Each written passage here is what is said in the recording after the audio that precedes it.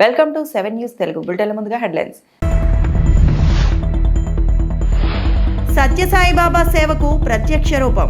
పుట్టపర్తి శత జయంతి ఉత్సవాల్లో ప్రధాని మోదీ.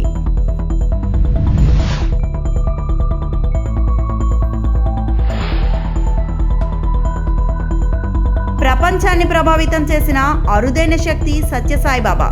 ఉప ముఖ్యమంత్రి పవన్ కళ్యాణ్.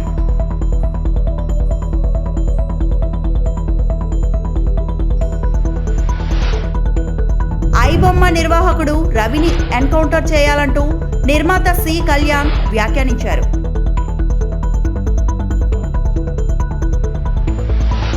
సత్యసాయిబాబా సేవకు ప్రత్యక్ష రూపం అని అభివర్ణించారు ప్రధాని నరేంద్ర మోదీ. పుట్టపర్తిలో జరిగిన శ్రీ సత్యసాయిబాబా శత జయంతి ఉత్సవాల్లో ఆయన మాట్లాడుతూ, సత్యసాయిబాబా శత జయంతి ఉత్సవాల్లో పాల్గొనడం నా అదృష్టంగా భావిస్తున్నాను. పుట్టపర్తి కేవలం ఒక ప్రాంతం కాదు, అది ఆధ్యాత్మిక శక్తి, ప్రేమ, మానవానుకూలతలకు ప్రతీక. సత్యసాయి భౌతికంగా మనలో లేకపోయినా ఆయన ప్రేమ, బోధనలు, సేవాభావం ఇంకా కోట్లాది భక్తుల హృదయాల్లో సజీవంగా ఉన్నాయి అన్నారు. సత్యసాయిబాబా ఎన్నో కోట్ల మందికి జీవన మార్గాన్ని చూపించారు. ప్రేమ, సేవ, నమ్మకం ఇవన్నీ ఆయన జీవితం మరియు సిద్ధాంతాలకు మూల సూత్రాలు. భక్తి, జ్ఞానం, కర్మ ఇవన్నీ సేవతో ముడిపడి ఉంటాయని ఆయన తరచూ చెప్పేవారని గుర్తు చేశారు Narendra Modi. Friends, the central value of Indian civilization is seva or service. All our diverse spiritual and philosophical traditions ultimately lead to this one ideal. Whether one walks the path of bhakti, jnana or karma, each is connected to seva. What is bhakti? Without service to the divine present in all beings. ఎంతో మందిని ప్రభావితం చేసిన వ్యక్తి శ్రీ సత్యసాయిబాబా అన్నారు. ప్రపంచానికి ఆధ్యాత్మికంగా వెలుగునిచ్చిన అరుదైన శక్తి శ్రీ సత్యసాయిబాబా అని ఆంధ్రప్రదేశ్ ఉప ముఖ్యమంత్రి పవన్ కళ్యాణ్ అన్నారు. పుట్టపర్తిలో జరుగుతున్న సత్యసాయిబాబా శత జయంతి వేడుకల్లో ఆయన ప్రసంగించారు. అనంతపురం లాంటి వెనుకబడిన ప్రాంతాల్లో సత్యసాయి జన్మించడం ఎంతో ప్రత్యేకమైన విషయం అన్నారు పవన్ కళ్యాణ్. విదేశాల్లో కూడా సత్యసాయి ప్రభావం అపారంగా ఉంది. ఎన్నో దేశాల్లో అనేక మంది భక్తులను చూశాను. ఆయన చూపిన మానవతా మార్గం ప్రపంచవ్యాప్తంగా మార్పును తీసుకొచ్చింది అని అన్నారు. గొప్పతనం ఒకరి తేజస్సు ఎలా తెలుస్తుందంటే, ఎలా వెళ్ళి దీని గురించి నేను అనుకుంటా ఉండేవాడిని. బాబా గారిది వెలిసింది భారతదేశంలో అత్యంత వెనుకబడ్డ జిల్లా అనంతపురం, రాయలసీమలోని అనంతపురం జిల్లా. ఆయన పుట్టుక కూడా అత్యంత వెనుకబడ్డ జిల్లా, నీటికి కూడా కొరత ఉండే జిల్లా, వలసలు వెళ్ళిపోయే జిల్లా. అలాంటి జిల్లాని ఎంచుకున్నారు ఆయన జన్మకు కూడా. అందుకని అలాంటి జన్మ తీసుకున్నాడంటే మహానుభావులే తీసుకోగలరు. ఒక 40 సంవత్సరాల క్రితం ఎవరైనా ఊహించుకోగలమా? దేశ విదేశాల నుంచి చాలామంది భక్తులు, విదేశీయులు అందరూ వచ్చి దీని అభివృద్ధికి పాటుపడతారని. సో ఒక ఆధ్యాత్మిక తేజస్సు, విశ్వ ప్రేమ ఉన్న వ్యక్తుల వల్ల ఇది సాధ్యం. అలాంటి వ్యక్తుల కోసం ప్రత్యేకించి గౌరవ ప్రధానమంత్రి నరేంద్ర మోదీ గారికి ఇష్టమైనది ప్రజలందరికీ కనీసం ఒక 50 లీటర్ల నీళ్లు ఇవ్వాలి, అది రక్షిత మంచినీరు ఇవ్వాలి. అలాంటి పథకం, ఒక 50 లీటర్ల నీళ్లు కనీసం ఇవ్వాలి అనేది ఒక వ్యక్తికి ఆ సంకల్పం నరేంద్ర మోదీ గారు దీన్ని ముందుకు తీసుకొచ్చారు. ఒక ప్రభుత్వ పరంగా దీన్ని ప్రధానమంత్రి గారు తీసుకొస్తే, ఒక ఆధ్యాత్మిక గురువుగా ఏ ప్రభుత్వం ఆలోచించినప్పుడు, ప్రభుత్వాలే దీని గురించి సగటు వ్యక్తికి నీరు ఎలా అందించాలనుకున్నప్పుడు దాన్ని ఆలోచించింది సత్యసాయిబాబా గారు ఆలోచించారు. అప్పుడు ముఖ్యమంత్రిగా చంద్రబాబు గారు ఉన్నప్పుడు వారికి ఒకటే చెప్పారండి, నేను ప్రజలకి దాహం తీర్చాలనుకుంటున్నాను. నాకు తెలిసిన భక్తులు, ఒకే భక్తులు, ఒక ఆయన సింగిల్ హ్యాండెడ్గా 400 crores 400 కోట్ల రూపాయలు ఈ పథకానికి, సత్యసాయి ఈ పథకానికి ఇస్తాను, దాహం తీర్చే పథకానికి ఇస్తాను అంటే, దానికి ఆ రోజున ప్రత్యేకించి అలాంటి పర్మిషన్స్కి వీటికి కొంచెం కష్టాలు ఉన్నప్పుడు గౌరవ ముఖ్యమంత్రి నారా చంద్రబాబు నాయుడు గారు వీటికి అండగా ఉండి ఈ సత్యసాయి ఈ దాహం తీర్చే ఈ పథకానికి, అంటే మనం చెప్పాలంటే జల్ జీవన్ మిషన్ అంకురం సాయిబాబా గారు చేశారు. ఇక్కడ ప్రజల్ని జడ్జి చేయొద్దని వారిని అర్థం చేసుకోవాలని సత్యసాయి చెప్పేవారని క్రికెట్ దిగ్గజం సచిన్ తెండూల్కర్ అన్నారు. దీనివల్ల చాలా సమస్యలు తొలగిపోతాయని చెప్పారు. పుట్టపర్తిలో నిర్వహించిన సత్యసాయి శత జయంతి ఉత్సవాల్లో ఆయన హాజరై మాట్లాడారు. ప్రజలకు సేవ చేయడమే సత్యసాయి లక్ష్యంగా పెట్టుకునేవారు. వారి ఉన్నతికి కృషి చేశారు. 2011 వరల్డ్ కప్ లో నేను అడిగినప్పుడు భావోద్వేగాలు అధికంగా ఉండేవి. అప్పుడు బెంగళూరులో ఉన్నాం. సత్యసాయిబాబా ఫోన్ చేశారు. అనంతరం ఒక పుస్తకం పంపారు. అది నాకు సానుకూల దృక్పథాన్ని, స్ఫూర్తిని ఇచ్చింది. మేము ఆ సంవత్సరం ట్రోఫీ కూడా గెలుచుకున్నాం. అది నాకు గోల్డెన్ మూమెంట్ అని సచిన్ తెలిపారు. Modi ji, Honorable CM Naidu ji, this is indeed a very, very special ability to be with you wherever in the mental space, wherever you were. And why I say this, because there were a number of questions going on in my head, whether should I be asking him or not? Is it appropriate to ask? And without asking those questions, Baba had answered those questions. That was an unbelievable experience for me. Because I was thinking, how did you know what was going on in my head? And he had already answered, blessed me, given me direction. The number of things which, when one spent time with Baba, we learned so many things. And out of those so many things, there's one thing that I would like to mention here, is Baba always said, don't judge people. Understand them. Learn to accept the way they are and adapt accordingly. Because understanding creates acceptance. Acceptance builds adaptability. And when we adapt, many conflicts dissolve even before they take shape. He did it by giving us multiple examples. It was never an instruction to someone, go there and do this. He himself did it. He believed in helping people, healing them, and uplifting them. It was in his nature to give, to contribute, to bless people with better health, better mental space. We keep talking about good health. Sometimes it is only physical that we address, but I think mental health is equally important. And why I said earlier in my speech that whenever we came here, పుట్టపర్తిలో శ్రీ సత్యసాయి శత జయంతి ఉత్సవాల్లో సినీ నటి ఐశ్వర్యరాయ్ పాల్గొన్నారు. ఈ సందర్భంగా ఏర్పాటు చేసిన బహిరంగ సభలో ఆమె మాట్లాడారు. ప్రజలకు సత్యసాయి చేసిన సేవలను గుర్తు చేశారు. సత్యసాయి జన్మించి 100 ఏళ్లు గడిచిపోయింది. ఆయన మనతో లేకపోయినా ప్రపంచవ్యాప్తంగా లక్షల మంది గుండెల్లో నిలిచిపోయారు. ఆయన నేర్పిన పాఠాలు, మార్గదర్శకత్వం, ఆచరించిన విధానాలు ఎప్పటికీ మనతోనే ఉంటాయి.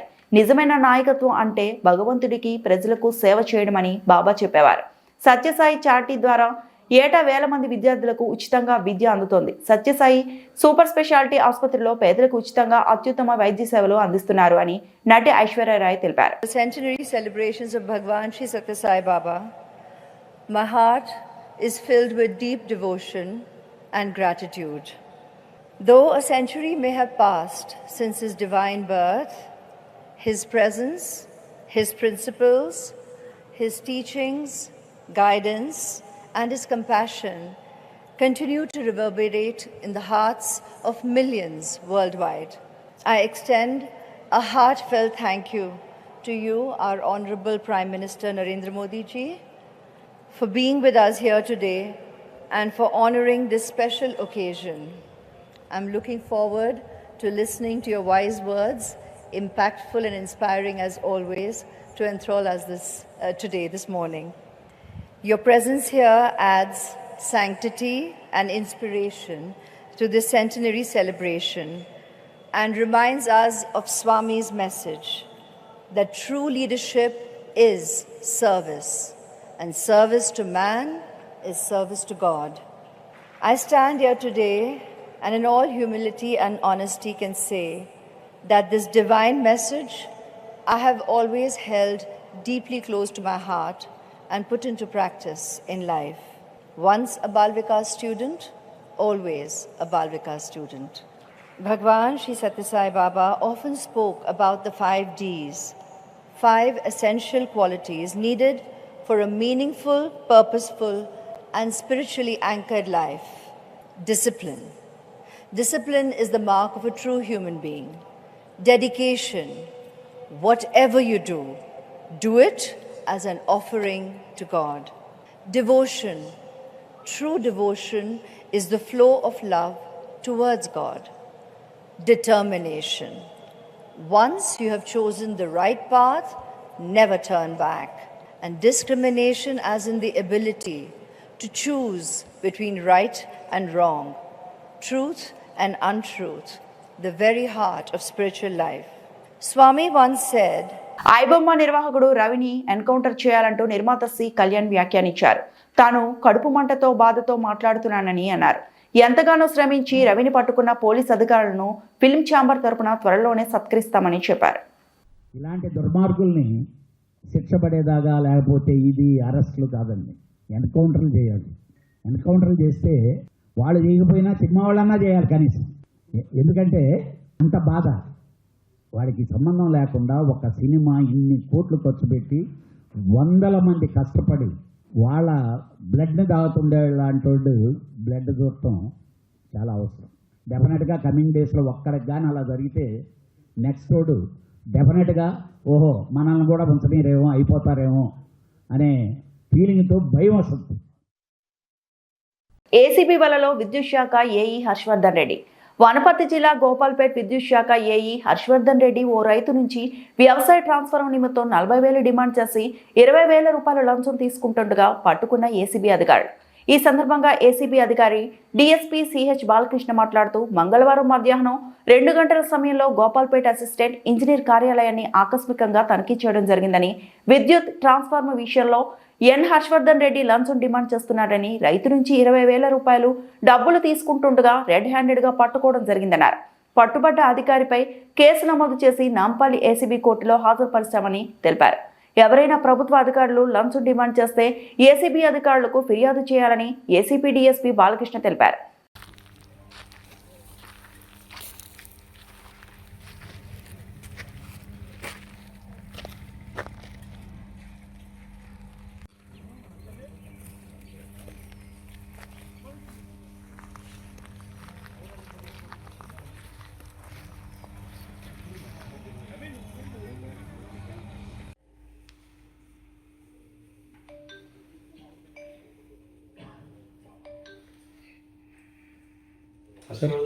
మీరు ఒక్కరు ఉంటారా, మీకు అసిస్టెంట్ ఎవరు ఉంటారా పక్కన?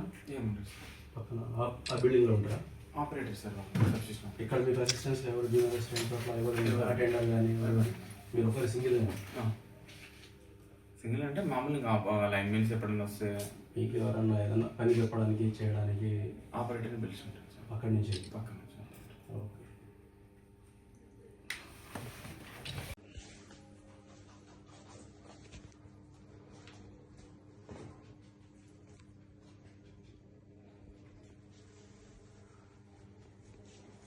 ఆనందపురం వెల్లంకి మధుర బొడ్డపాలెం గ్రామ కాపురస్తులు సాడి యమున అనే మహిళ ఇటీవల కిడ్నీ ర్యాకెట్ ముఠా వల్ల మృతి చెందారు.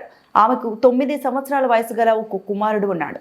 పైగా ఈ అబ్బాయి తండ్రి కూడా గతంలో చనిపోయారు. ఎవరూ లేని అనాథగా మిగిలిన ఈ కుమారుడికి జరిగిన అన్యాయంపై విచారణ జరిపి విద్యను కొనసాగించుకుంటకు మరియు సంరక్షణ చేసుకుంటకు తగిన న్యాయం జరిగే విధంగా చూడాలని విశాఖ జిల్లా కలెక్టర్ హరేంద్ర ప్రసాద్కి విజయనగరం జిల్లా పరిషత్ చైర్మన్ వైఎస్ఆర్సీపీ జిల్లా పార్టీ అధ్యక్షులు భీమిలి నియోజకవర్గం సమన్వయకర్త మజ్జి శ్రీనివాసరావు వినతి పత్రం అందించడం జరిగింది. ఈ కార్యక్రమంలో వైఎస్ఆర్సీపీ ఆనందపురం మండల అధ్యక్షులు బంకా సత్యం, ఎంపీపీ ప్రతినిధి మజ్జి వెంకట్రావు, మాజీ సర్పంచ్ వెంకటరమణ, అప్పిరెడ్డి పాల్గొన్నారు. మదనపల్లి బయలుదేరి వెళ్తే మరి ఏదైతే పోలీసు వారిని సంప్రదిస్తే మరి ఆ ముఠాను వచ్చి తిరుపతిలో ఉన్న హోటల్లో వారిని అదుపులోకి తీసుకోవడం, మరి తీరా మదనపల్లి వెళ్ళేసరికి తను చనిపోవడం, మరి ఇన్ని జరిగాయి. మరి అక్కడ కూడా ఎఫ్ఐఆర్ చేశారు. మరి తను ఏదైతే తన ముద్దాయాన్ని మరి స్వగ్రామాన్ని తీసుకొచ్చి ఇక్కడ అన్ని దహన కార్యక్రమాలు చేశారు. మరి వారంతా కూడా మనలో ఉన్న పెద్దలందరూ కూడా నా దృష్టికి తీసుకొచ్చారు. నా దృష్టికి తీసుకొచ్చిన వెంటనే నేను అక్కడున్న పోలీసు వారితో లేదా అక్కడే అది కర్నూలు రేంజ్ డిఐజీ అయితే కర్నూలు రేంజ్ డిఐజీ గారితో మాట్లాడాం. వారు కూడా చెప్పారు మేము దర్యాప్తు త్వరితగతిన చేస్తున్నాం, ఈ ముఠాను పట్టుకున్నాం. అలాగే మధురవాడ నుంచి 2 మహిళలను తీసుకొచ్చారు. ఈ కార్యక్రమం నిమిత్తం ఒక మహిళ ఈ రకంగా జరిగింది. మరి తప్పకుండా మేము దర్యాప్తు జరిపి తగు వారి మీద బాధ్యుల మీద ఎవరైతే వారి మీద ఆ బాధ్యుల మీద శిక్షిస్తామని చెప్పి ఒక పక్క పోలీసు వారు హామీ ఇచ్చినప్పుడు కాంటాక్ట్ చేసి అక్కడ చిత్తూరులో కూడా కలెక్టర్ గారితో మాట్లాడి ఆ హాస్పిటల్ యాజమాన్యం నుంచి కూడా వారికి ఖచ్చితంగా వారికి పారితోషికం అందే విధంగా వారి నష్టపరిహారం అందే విధంగా కార్యక్రమాన్ని చేస్తామని చెప్పి వారు మాకు చెప్పారు. చాలా సంతోషం. తప్పకుండా మరి ఆ కుటుంబాన్ని ఆదుకోవాలని చెప్పి జిల్లా కలెక్టర్ గారి ద్వారా ప్రభుత్వాన్ని తెలియజేస్తా ఉన్నాను. ఈ జిల్లాలో ప్రభుత్వం ప్రజాప్రతినిధులు తెలియజేస్తా ఉన్నాను. ఎందుకంటే ఈ కుటుంబం నిరాశలు అయిపోయింది. ఇవాళ తల్లి తండ్రి నానాద అయిపోయాడు బిడ్డ. అలాగే తను చూస్తే 9 సంవత్సరాల వయసులో ఉన్నాడు. కాబట్టి ప్రత్యేకించి ప్రభుత్వం దృష్టి పెట్టి ఆ కుటుంబానికి సహాయం చేయాలని, ఆ బిడ్డకు సహాయం చేయాలని, ఆ బిడ్డ తాలూకా చదువు అంతా కూడా మరి ప్రభుత్వం భరించాలని, ప్రభుత్వం చూసుకోవాలని, మరి తనకు కూడా ఆర్థికంగా సహాయం చేయాలని చెప్పి మేము ప్రభుత్వాన్ని కోరాం. తప్పకుండా మరి సానుకూలంగా వచ్చిందని చెప్పి ఈ రకంగా జరుగుతుంది. కాబట్టి దీని ద్వారా మీ అందరికీ తెలియజేస్తా ఉన్నాం. ఈ రాష్ట్రంలో జరుగుతున్న పరిస్థితులన్నీ కూడా తెలియజేస్తా ఉన్నాం. ఈ రకంగా ఎక్కడెక్కడో మాయ మాటలు చెప్తూ, ముఖ్యంగా ఎవరైతే అభాగ్యులు ఉంటారో, ఎవరైతే ఇలాంటి వ్యక్తుల్ని మరి ఆసరా చేసుకొని వాళ్ళకి లేనిపోయిన మాయ మాటలు చెప్పి, ఇలాంటి మోసపూరితమైన మాటలు చెప్పి వాళ్ళ తాలూకు అవయవాల్ని దోచుకునే విధంగా ఈ రకంగా చేస్తున్న ముఠాది ఏదైతే ఉందో మరి ప్రభుత్వం దీని మీద దృష్టి పెట్టాలి. ప్రత్యేకించి ప్రభుత్వం కానీ పోలీసు వారు కానీ తగు చర్యలు తీసుకోవాలి. ఇలాంటి సంఘటనలు మరొకసారి పునరావృతం కాకూడదు. ఇంకొకరికి ఇలాంటి బాధ రాకూడదు. ఇంకో కుటుంబం ఈ రకంగా బాధపడకూడదు అని చెప్పి మీ అందరినీ కోరుతూ ఈ ప్రభుత్వం ఇలాంటి సంఘటనలు మరొకసారి పునరావృతం కాకుండా చర్యలు తీసుకోవాలని ప్రభుత్వాన్ని కూడా కోరుతాం. ఏపీ ఏజెన్సీ ప్రాంతంలో వరుస ఎన్కౌంటర్ల నేపథ్యంలో మావోయిస్టు దళ మాజీ సభ్యుడు మల్లోజుల వేణుగోపాల్ వీడియో సందేశం విడుదల చేశారు. ఇప్పుడు సమాజం మారిందని, పరిస్థితులు అర్థం చేసుకుని తాము ఆయుధాలను వేయడమని వివరించారు. మిగతా దళ సభ్యులు కూడా ఆయుధాలను వీడి జనజీవన స్రవంతిలో కలవాలని పిలుపునిచ్చారు. साथ ही पिछले कुछ दिनों से लगातार मुठभेड़ों का समाचार मिल रहा है. पहले भी कुछ लोग अपने जान गंवाए हैं. आज सवेरे से एनकाउंटर का समाचार मिल रहा है. इसमें इडमा सहित 6 साथी अपना जान गंवाया है. ये बहुत चिंताजनक विषय है. इस अवसर पर मैं आप तमाम लोगों से ये बताना चाहता हूँ कि हम लोग लगभग 1.5 महीने पहले हथियार छोड़ दिया है, क्योंकि आप तमाम लोग ये जानते हैं कि हम लोगों ने बदले हुए परिस्थितियों में हम फिर हथियार के साथ संघर्ष नहीं कर सकते हैं. ऐसा सोचकर हम आम जनता के बीच में आए हैं. आज हम जनता के मुद्दों को लेकर संविधान के हिसाब से हम उसका हल निकालने के लिए हम काम कर सकते हैं. इसलिए हम हथियारों के साथ हम बहुत कुछ खो गए हैं. हम बहुत कुछ नुकसान उठाना पड़ा है. आज दुनिया बदल गया है, देश बदल गया है, परिस्थितियाँ बदल रहा है. इसलिए हम हथियार के साथ लड़ने के बजाय हथियार छोड़कर जनता के बीच में आना है और जनता के बीच में आकर संविधान के हिसाब से काम करना है. यही हमारे सामने एक महत्वपूर्ण विकल्प है. आप तमाम लोग इस विषय पर सोचने के लिए मैं अनुरोध कर रहा हूँ. इससे पहले भी मैं आपके लिए ये संदेश दिया था और आज भी दे रहा हूँ. कृपया इस संदेश का नज़रअंदाज ना करते हुए आप लोग हम जैसे हथियार छोड़कर आम जनता के बीच में आना है, संविधानिक हिसाब से काम करना है. मैं पहले भी मेरा फ़ोन नंबर दिया था. वो फ़ोन नंबर आप मुझे कांटेक्ट कर सकते हैं. और दोबारा फ़ोन नंबर बताना है तो मेरा फ़ोन नंबर 8856038533 और एक बार 8856038533. ధన్యవాదాలు. ఈ వార్తలు ఇంతటితో సమాప్తం.